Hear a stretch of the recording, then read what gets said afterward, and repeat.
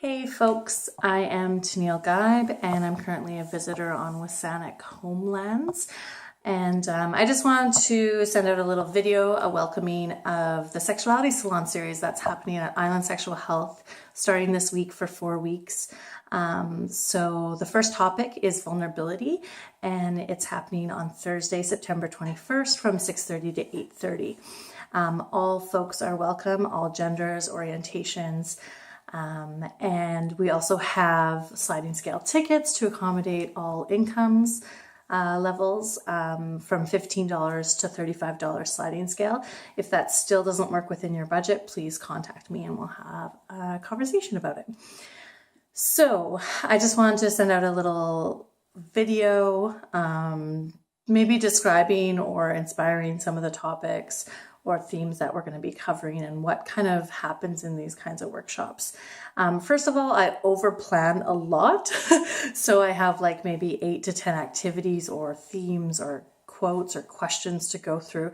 But I always kind of gauge the room and the energy of the room to see if we're going to do more individualistic stuff, more group discussion, partnered work. So don't feel like you ever have to be pressured to do anything in my workshops. Maybe your active participation is around listening and observing, and that is definitely welcome. So this week's topic is vulnerability. And this is one of my favorite topics. It's been quite a while since I've taught this workshop, but I'm really excited to share it with you all.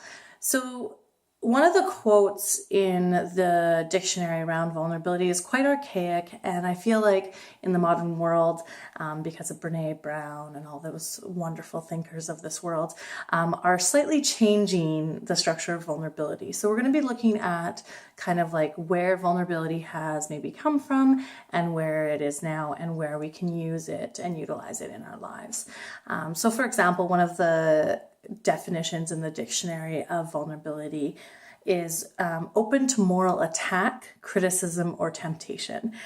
And so we look at this definition a little bit more in depth and why it would be serving us in that context. And then kind of looking at maybe new thinkers or the way that vulnerability can serve us as a superpower for us. And superpower in the sense that I'm not talking about like overcoming, like you win at life and all these things will just like magically happen for you. But what I found in my life so far, that being just a little bit more vulnerable, just a little bit more open to your own experiences and sharing that with others is a really wonderful way to connect. So one of my favorite quotes that we'll be delving into is actually by the beautiful Bob Marley, and one of his quotes is, "Being vulnerable is the only way to allow your heart to feel true pleasure." So then in the workshop, we'll be talking about true pleasure and what pleasure means and how do we connect with our inner vulnerability and pleasure. So that's a little bit of what's happening on Thursday. If you have any questions, inspirations, or concerns, please contact me, and I look forward to meeting you all. Thanks so much. Have a good night. Bye.